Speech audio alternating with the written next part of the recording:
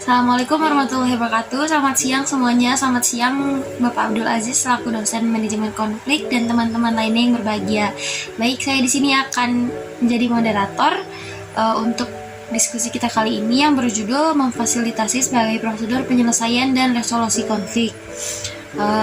Nama kelompoknya diantara yang pertama saya Ika Tugu Septiawati dan juga Cika Putri Anjani. Baik, untuk mempersingkat waktu, marilah kita langsung ke materinya ya. Baik, materi pertama akan dipaparkan oleh saya sendiri. Yang pertama ada arti kata fasilitas menurut para ahli. Yang pertama di sini ada menurut Suryo Subroto, di mana dia mengatakan bahwa fasilitas adalah segala sesuatu yang dapat memberikan kemudahan dan memperlancar pelaksanaan suatu usaha, bisa berupa benda maupun uang. Yang kedua di sini ada menurut Profesor Dr. Haji Zakia Darajat. Dia mengungkapkan bahwa fasilitas merupakan sebuah hal yang dapat mempermudah upaya serta memperlancar kerja dalam rangka pencapaian suatu tujuan tertentu. Yang terakhir di sini ada menurut Geliang Gie, di mana dia mengatakan segala kebutuhan yang diperlukan untuk menyelesaikan pekerjaan-pekerjaan dalam suatu usaha kerja sesama manusia. Selanjutnya di sini ada pengertian fasilitas secara luas tentang memfasilitasi. Jadi memfasilitasi itu berasal dari kata fasilitas ya. Kemudian fasilitas itu sendiri juga berasal dari kata fasil yang bermakna memudahkan. Jadi fasilitas merupakan sarana dan prasarana yang dibutuhkan dalam melakukan atau memperlancar suatu kegiatan. Sedangkan memfasilitasi yaitu dapat menyatakan suatu tindakan, keberadaan, pengalaman, atau lain-lain untuk memudahkan dan memperlancar suatu kegiatan setiap orang. Setiap orang juga harus menemukan caranya sendiri untuk menjalankan kehidupannya. Salah satunya yaitu melalui fasilitas. Dengan fasilitas pasti semuanya akan terasa lebih mudah, apalagi fasilitasnya lengkap. Benar? Nah, selain dari fasilitas dan memfasilitasi, di sini juga ada fasilitator. Jadi fasilitator adalah seseorang yang akan memfasilitasi sebuah tindakan yang memiliki peran untuk membantu memudahkan peserta dalam memahami isi ataupun materi pelatihan. Berikut ada dua peran utama fasilitator, yaitu pemimpin utama dan memberikan panduan kepada para peserta mengenai apa yang harus mereka lakukan. Kemudian ada sikap-sikap yang harus dimiliki oleh seorang fasilitator. Yang pertama meliputi empati. Fasilitator ikut merasakan dan menghargai pengalaman dan perasaan peserta. Tidak meremehkan peserta dengan hadir sepenuh hati dan sepenuh tubuh. Yang kedua di sini ada peka terhadap situasi pertemuan, di mana mengetahui kapan peserta merasa bersemangat, bosan, mengantuk, tahu kapan harus berbicara dan berhenti berbicara. Yang ketiga ada tidak hanya memikirkan target penyampaian materi atau hasil, melainkan proses pembelajaran para peserta. Yang keempat, di sini ada percaya diri.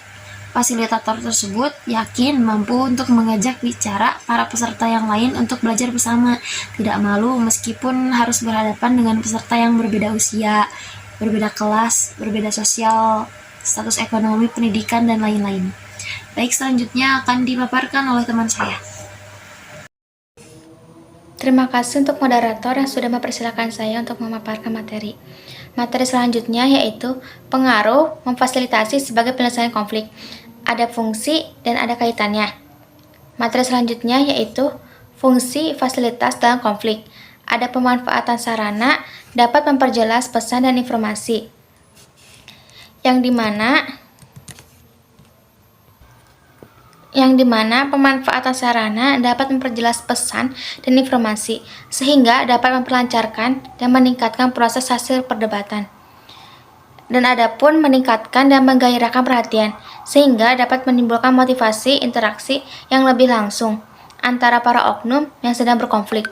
Memfasilitasi dan penyelesaian konflik itu tentu penting dan bersangkutan, karena tanpa adanya fasilitas di dalam konflik, maka persoalan tersebut akan semakin rumit. Materi selanjutnya ada kaitan memfasilitasi dengan konflik, yang dimana memfasilitasi dalam penyelesaian konflik itu tentu penting dan bersangkutan karena tanpa adanya fasilitas di dalam konflik, maka persoalan tersebut akan semakin rumit. Slide selanjutnya yaitu fasilitas dalam konflik, yang dimana seperti yang kita ketahui, fasilitas itu fungsinya mempermudah. Dengan adanya fasilitas dalam konflik, ini sangat bermanfaat terutama dalam penyelesaiannya. Apalagi fasilitas yang tersedia juga lengkap. Yang pertama, tempat, yang dimana tempat yang enak, nyaman, dan suasana yang sehat.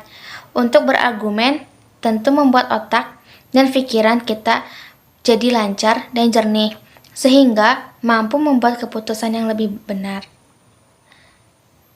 Yang kedua yaitu oknum yang berkonflik. Saat berkonflik itu, alangkah baiknya pihak yang terlibat hadir semua, supaya semua masalahnya jelas dan bisa terselesaikan dengan benar. Yang ketiga yaitu strategi penyelesaian konflik, yang dimana tempat akan dapat memajukan tim itu sendiri, serta meningkatkan kinerja setiap anggota.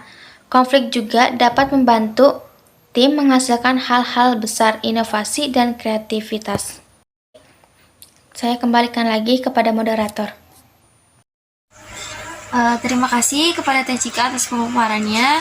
Baik, sekian itulah presentasi atau pemaparan yang dapat kami sampaikan.